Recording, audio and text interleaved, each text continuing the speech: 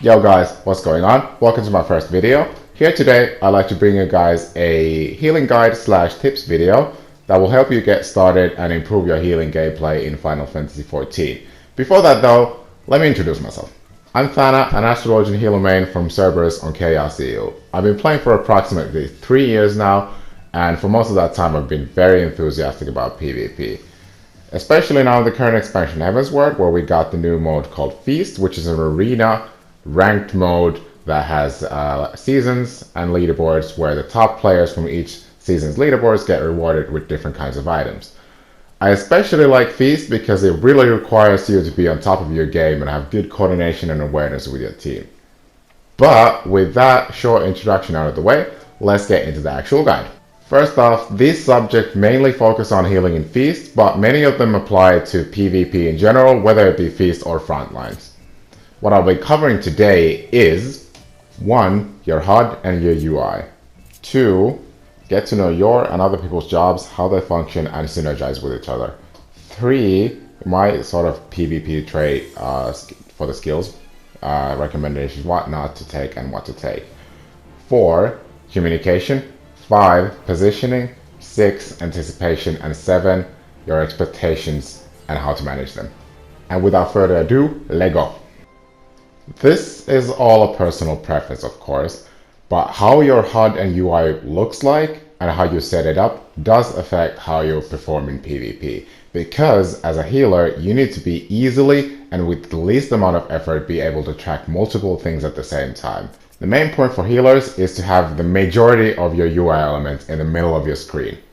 What that does is we redirect our natural eye gaze in the middle of the screen, reducing the amount of distance you need to look at and for different things happening on the screen and in the game. What this does is it makes you react faster, it makes you better see what your allies and the enemy team is doing on the field, it makes you position better, it makes you track your cooldowns better, and it also makes you see which one of your teammates actually needs healing the most. Because let's say the enemy, for example, is applying spread pressure to your team, which basically means attacking multiple people at the same time. What you might not notice if you're looking to the side of your screen is that they're actually focusing on one person, even if both of them are taking damage at the same time.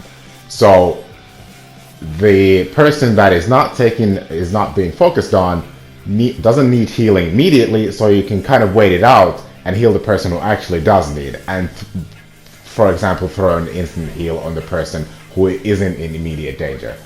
If you constantly need to be redirecting your gaze at the edges of your screen, you probably won't notice a lot of the action going on in the middle of your screen, which should be the focus point of your gaze. Let's say, for example, a bard on the enemy team is setting up their burst and starting to buff up.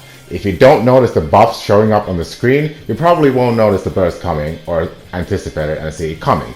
So suddenly you'll notice, oh, my teammate just hit like 20% health because of their burst, and they're probably dead because you didn't see it coming. And for that, I recommend that you make use of the focus target frame that I have on top of my party list right now. I recommend that you put it on something like Bard, Machinist, Black Mage, because putting it on a melee to see their burst won't do much good, because you'll only see their buffs where you won't see their casts. And their burst isn't that devastating. Compared to Bard and what Bard and Machinist can do, like delete someone's health, like 80% of their health in a couple of GCDs, is you'll see the cast bars and you'll be better equipped to deal with it and anticipate it. At the end of the day though, it is still very much your UI, so I highly recommend that you play around with it, see what works for you, see what you're comfortable with to get the best experience out of it, and to make you react faster, and to make you overall a better healer and a player, because you'll be more aware of the stuff going on in the field and in the game. Sorry for the lighting change, I had to put my light on because it's getting a bit dark here. Makes a bit of a weird contrast, but try to deal with it. Okay, so this section is about you getting and educating yourself to have a solid understanding of what you bring to the table, how your class works, what other people are capable of, and what the enemy team is capable of. Stuff like that. I do have to say though that a lot of the class knowledge comes from experience. So if you're a newer player, you might not have that, but I still recommend that you read through some of the, or pretty much all of the class's abilities, so you'll know what to expect from each class, their PvP abilities, and so on. So you'll be better equipped with dealing with different situations that you're thrown in to keep your team alive. Okay, and what this section is about is kind of like what I would recommend for taking for Feast for your PvP traits. You might not have these if you're a newer player, as it comes with your PvP rank, the points that you use to select and upgrade your PvP abilities. Okay, first off, Divine Breath. Don't put anything in it. It's a waste of points, honestly, because if someone dies, they'll come back in a couple of seconds anyway with full health. Next up is Focalization, which increases your magic resistance by 15%. I would only choose the third trait, which increases the magic resistance to 25%. I would not take the cooldown reduction because casters have fallen off in the meta these days, so you won't be facing off against them too much anyway. So having it up as much as possible isn't necessary. Okay, next up, Etheric Burst. Sort of like a defensive cooldown against melees. It slows their skill speed down by 30%. I would only choose the third trait, which increases it to 50%. Its cooldown is pretty short anyway, so I wouldn't really waste the point in reducing its cooldown. You might want to do that, it's really up to personal preference. I don't feel like I need to though. Okay, next up, Equanimity. Lets you free cast without interruption for 10 seconds. I would only take the first trait that decreases the cooldown by 60 seconds, which is pretty huge compared to the 5-second increase from the second trait. So I would not put a point there. Cool. Mana drop, basically obligatory. You don't really have a choice. I would take both of the traits, unless if you're running like a light party team with a machinist or a bard. They have a mana song or report that restore a lot of your MP, so you might not need the second trait, but the first trait definitely even in that scenario. But say if you're running like solo queue where you can't rely on that, then take both of them. Cool, next up, Purify and Attunement. Both of these abilities you need to have the traits because they're pretty much abilities that you will need up as soon as possible after you use them, so take both of them and upgrade.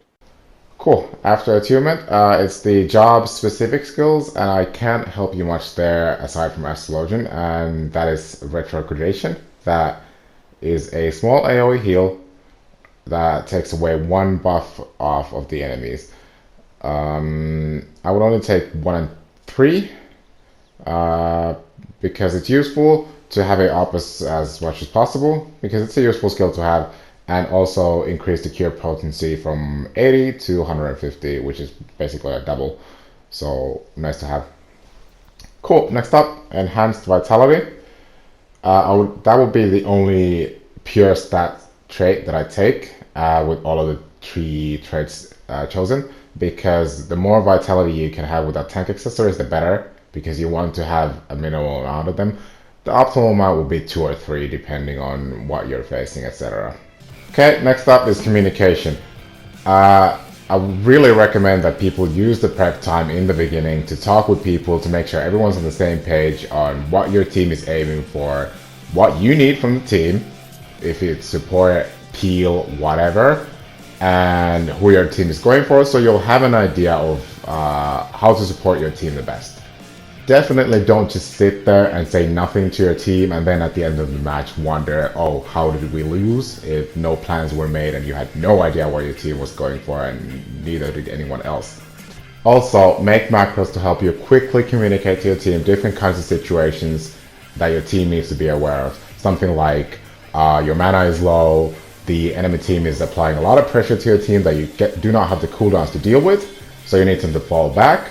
Or maybe something like you need to purify because you've been slept and you don't have a purify yourself, and you need to get out of it to heal your team so that nobody dies. The key to using macros though is that you need to keep them really short, that the message goes through as quickly as possible, because you don't want to occupy a lot of the attention of your team that they need to kill a target, whatever. So make them short, simple, and easy to understand. Okay, let's move on to the next section, which is positioning, which in my honest opinion is one of the most important things and key things to playing a healer well in Feast. The pillars and walls on the arena are pretty much your best friends, even before your teammates, really. You never really want to spend too much time in one place at a time because that makes you very predictable, very easy to track, very easy to swap to and kill. What you want to do instead is use the walls and pillars on the arena to your advantage.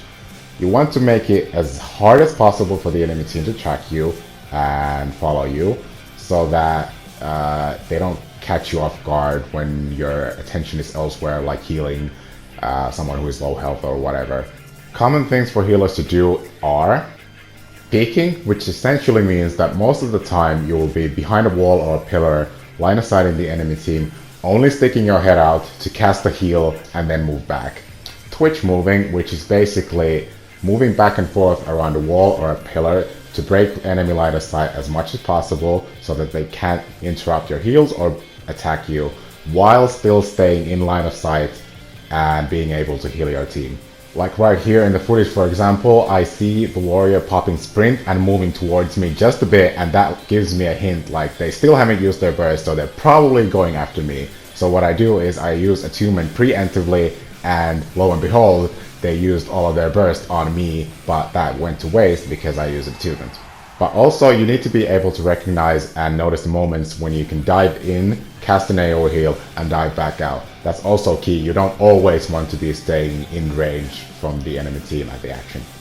Basically what good positioning lets you do is cast more freely because the enemy team can't stick to you as easily and therefore they can't interrupt your cast as much. What it also lets you do is potentially waste enemy team burst windows. You see them popping cooldowns, you probably know you should hide behind a wall if you notice that they're going for you. If you line of sight most of their cooldown timers, they probably can't do as much as if you were just planting your butt in the middle and just standing there, taking in the pace. What you do want to keep in mind though is when you're line of sighting the enemy team when they're about to burst you or trying to burst you, is that they might do a hard swap on one of your teammates, and if you're on the opposite side of a wall or too far out, you might not make it back in time to heal your teammate. So please keep in mind that you don't want to be doing this too much and practice the timings of when to do it and when not to. Okay, and pretty much the last section that I want to cover, which is anticipation. This one bridges over from sections 2 and 5.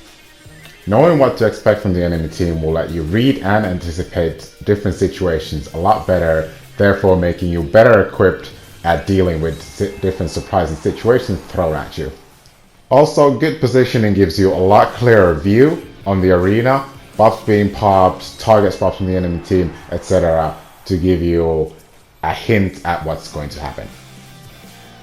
I often compare PvP to chess because the more you play and the more experience you get, the more situations you can anticipate and read. Also, you can read the enemy team a lot better at what's about to happen and what they are planning to do and what they're aiming for. Being ready for a burst before it even begins is also, in my opinion, one of the key things at playing a healer well in Feast. Things like you seeing cooldowns being popped in the enemy team, following the duty timer on your upper right corner or wherever it might be, will give you hints at when the enemy team has their burst ready next and lets you prepare for it better. I know this section might sound like a lot of me repeating myself and a lot of repetition, but that's basically what it is. For you to anticipate and read situations better, you need to play a lot more, get more experience, get your face kicked in basically, and learn from those mistakes, and then basically with experience you'll be able to read the enemy team and situations a lot better. Okay, so the last section, kind of like a mini section that I want to cover, is your expectations and how to manage them. It's since this is a guide for a lot of newer people and people with less experience than most, I would really suggest that you take it slow and don't expect to get good instantly, because that will only increase your frustration and disappointments the further you get. Because let's be real for a sec, as healing is one of the most difficult and challenging jobs to do in Feast, you will get your face kicked in a lot in the beginning. So disappointments and frustrations are really all part of the process. What separates decent healers from good healers is that you take those frustrations, disappointments, fails, and you turn them into small victories and you try and improve. Look back what you did badly, how can you improve that? Okay, let's see, that I did worse with, now I'm doing better at it, let's continue that. That works, that doesn't. You know, stuff like that. Anyway, that pretty much concludes the guide. I hope it was helpful in one way or another. Gave you new information, gave you a new perspective on something, or otherwise will help you improve your healing gameplay in PvP in general. That's it for me. And as a side note, what better way to end the video than me getting wrecked? Anyway, I encourage you to jump into Feast, see what it's like, because it is, if you've never done PvP, it is something new for you to learn and get better at and improve yourself. Especially now with 3.5 just around the corner, with it bringing the new Feast map and frontline Grand Combat restrictions are getting abolished. So it is a really good time to jump into PvP and see what it's like. Also, that MLG Pro healer be safe though, and then I let someone else die. Fuck, man. Also planning on doing an Astrologian specific healing guide in the near future, hopefully before 3.5. But with that, I hope you have a great day, and I will see you in the next video. Peace.